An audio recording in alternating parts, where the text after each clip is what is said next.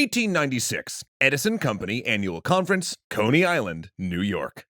The electricity men sit around the table, talking about transportation.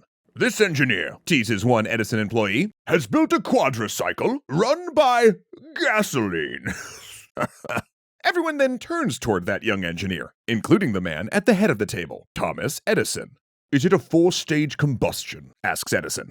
The engineer, a young Henry Ford, breaks into a sweat. He's extremely nervous, and rightfully so. After all, Edison is an electricity man, and likely favors electric vehicles. But still, Ford gets up and presents to Edison, sketching out his engine while explaining the combustion process. How gas is an improvement over electricity because batteries are far too heavy and drain in cold weather. Then suddenly, mid-conversation, the old man rises and slams his hands down on the table.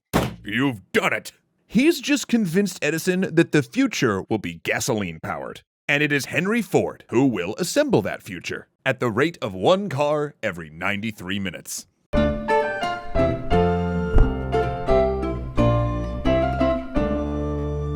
Thanks so much to Henson Shaving for modernizing how I keep my face smooth.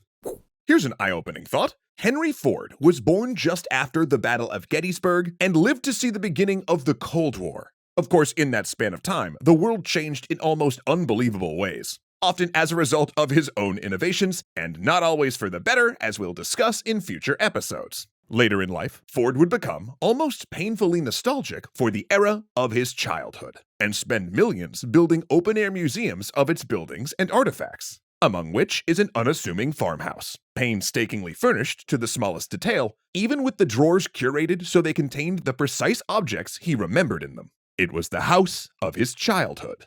And despite this aforementioned nostalgia, also a house he had hated.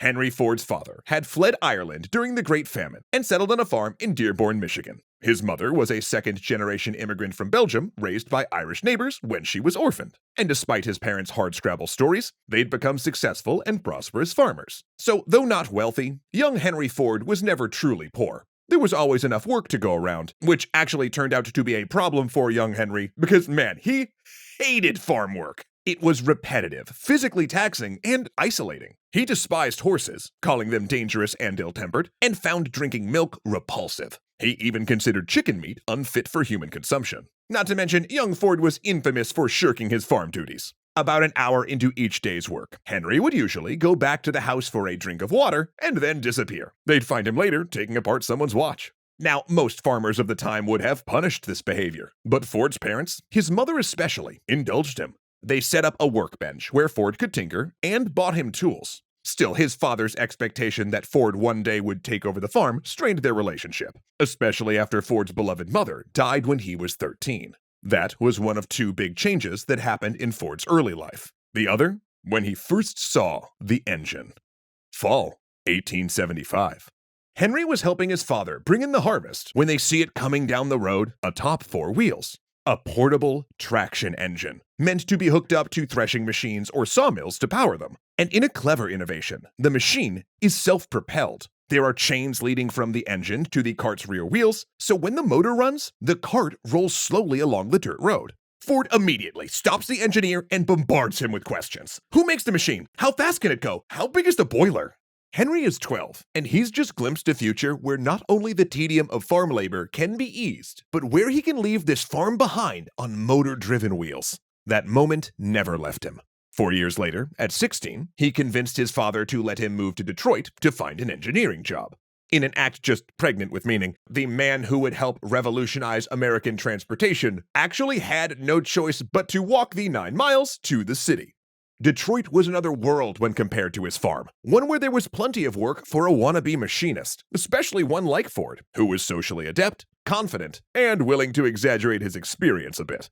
For the next decade, Ford worked a string of jobs, building his knowledge base and his reputation as a skilled machinist. He sought out roles where he could learn and experiment, those that had stores of older equipment he could try out and examine, or that included large amounts of downtime where he could mess around with the parts he occasionally pilfered from his workplace. And apart from a basic business course, this was Ford's education. His formal schooling had stopped at 8th grade and contained little that would prepare him for an industrial career. Though that doesn't mean it didn't shape him.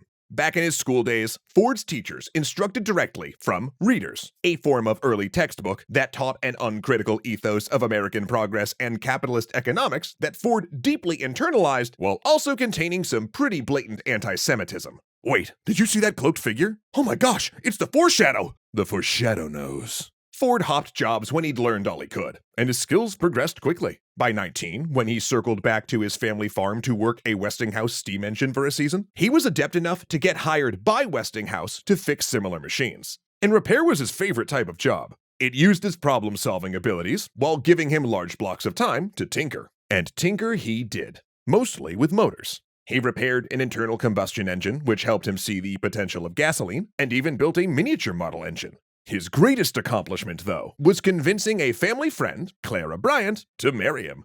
She did so with the knowledge that she wouldn't really see him much. He worked 16-hour days, but they matched each other well. She listened when Ford talked about his experiments and had seemingly endless reserves of patience. Case in point, on Christmas Eve 1893, Clara had her hands full preparing a dinner for guests while also watching their 6-week-old son Edsel. But then in comes Henry with his new gasoline engine, plopping it on the sink and asking her to feed it gas as he turned the crank to make it run. Now Rob, who is married, has some advice. Never do this, particularly when there are knives within easy reach. Clara, however, gamely served as assistant. Just like she put up with the constant house moves, the job changes, and the very strange things going on in the back shed. Thankfully, by 1891, Ford had a steady position at the Edison Illuminating Company of Detroit, repairing the engine that powered much of the city's lighting. That was just for money, though. His experiments were increasingly centered around internal combustion engines, which were sometimes known by the incredibly metal name explosion engines. In 1885, German engineer Gottlieb Daimler had demonstrated how one could power a vehicle, what we would call today a motorcycle. But the field was so new, no one knew what to call anything. In fact, the first ever car race in the United States, held in 1895, also included a contest to name these new vehicles. People called them many things, some still familiar, others strange, ranging from horseless carriage to gasoline wagon to motor carriage, motocycle, or auto carriage. Of course, we know that the French term automobile, meaning self-mobile, ultimately won out, but that took time. And if you'll notice, those names we listed showcase kind of a split. Half of the terms refer to wagons and carriages, where the other half refers to bicycles. Ford's work fell in the later camp. Starting out with the body of a cart or a carriage made it too heavy, he reasoned. Better to upscale a bicycle with its light spoked wheels and rubber tires, then put a carriage seat on it. That's what he did for years in his shed, crafting a vehicle he called the Ford Quadricycle, the car he would describe to Thomas Edison. But now, it's June 4th, 1896, and he is done testing. Unable to wait for the seat carriage he ordered to come, Ford decides to take his first drive on the quadricycle at 3 in the morning when the streets will be empty, watched by a bleary-eyed Clara and Edsel. He begins to push it out of the shed, but then suddenly stops. Oh no. There's a variable he never accounted for, despite 2 years of testing. It's too big to fit through the door. Not to worry. Ford hacks through the door frame with an axe, then once freed from the prison shed, he mounts his vehicle, starts the ethanol engine, and puts it into first gear. The cycle begins to move, the 4-horsepower engine speeding him along as he turns off the alley into the street at a sweet 10 miles an hour. A friend rides ahead warning traffic. He shifts into second gear, 20 miles an hour. Henry Ford is driving his first vehicle, but within the year, he'll sell it. Because he had a vision of a better model. A car that can not only enter the next great American motor race, but a car that can win it. Which would eventually set in motion a level of innovation and precision manufacturing of high-quality products that could be produced on a scale to keep them affordable.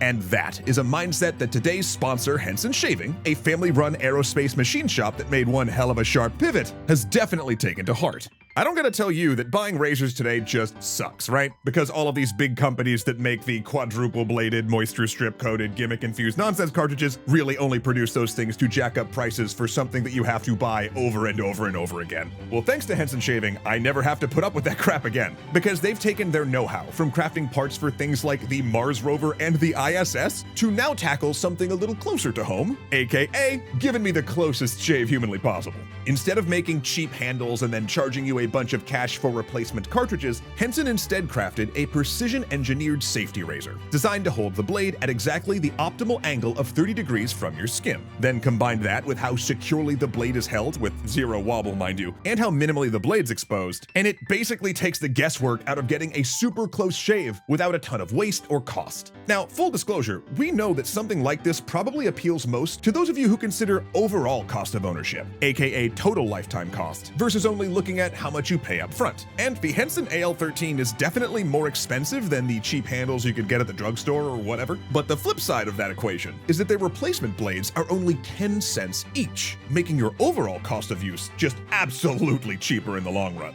And you know, in that spirit, we can actually shave off a little extra for you. Whew, that sounded better in my head. Because if you head to our link below and choose one of their cool handles and pack of 100 blades to throw in your cart, right? Then use our code extra credits at checkout, you're gonna see the cost of those 100 blades drop to 0, meaning you're gonna get years worth of blades absolutely free. Love to see it. It's so cool. Once again, thank you so much to the fine folks at Henson Shaving for sponsoring this episode. And yeah, I'm just super pumped to be working with them because I do use their product, and I do really believe if you are looking for the best possible way to remove hair from your body, you absolutely cannot go wrong with their stuff. What if I told you that Ahmed Ziad Turk, Angelo Valenciana, Arcalite Games, Casey Mustra, Dominic Valenciana, Joseph Blaine, Kuya Koi, and Skylar Holmes were all legendary patrons? I'm not kidding.